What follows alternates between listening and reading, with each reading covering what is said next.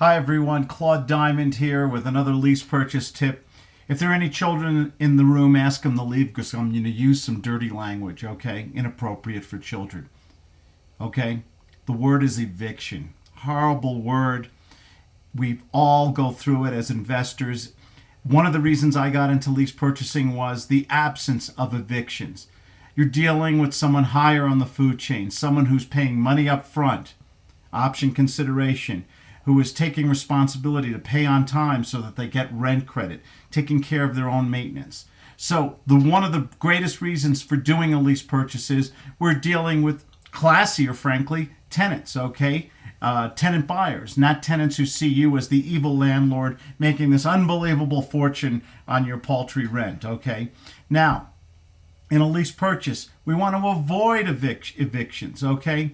So what we need to do is use separate contracts. I say this over and over. Use a separate lease agreement. Use a separate option agreement. This is to avoid the equitable interest arguments that some gurus who really don't know what they're talking about often mention. Okay, there is no equitable interest issue in a lease purchase because there is no sale. There is a right to purchase. An option is a right, not an obligation. A sale, however, there could be equitable interest issues involved in it.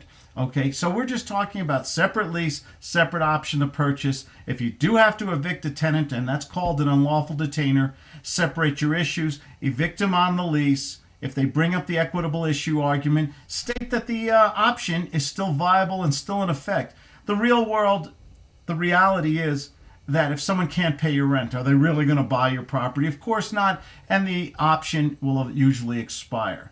Now, let's deal with reality. In the rare instance where you do have a tenant, they can't pay, and you're looking at a long legal battle, a lot of problems, a lot of headaches.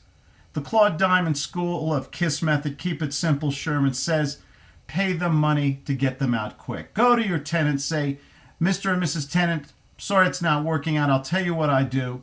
If you can move out in the next week, set a specific date, you can clean the property and leave it in the way you found it. Get the carpets clean, get a cleaning crew in there. You give me the keys and you sign a document, a voluntary relinquishment or a voluntary abandonment. Make sure it's signed, make sure it's notarized, or someone else signs it to witness it. And give them some money. Give them a month's rent back. Give them $500, whatever you can negotiate as a professional investor. Get them out quick. Save yourself the time and trouble of going to court or having them do some malicious damage. Once again, the reason I got into lease purchasing is we don't have tenant and turlet issues. So be smart, do your contracts correctly. In an extreme issue, pay them money to get them out. Make sure you do your paperwork right. Change the locks right away. And you won't have these eviction issues. I'm knocking on wood, I don't have these in my properties. I avoid them scrupulously. And the biggest thing about a lease purchase is we're getting money up front. We're getting good option money. So it's very unlikely this is going to occur. So I hope this helps you. This is Claude Diamond with another lease purchase tip.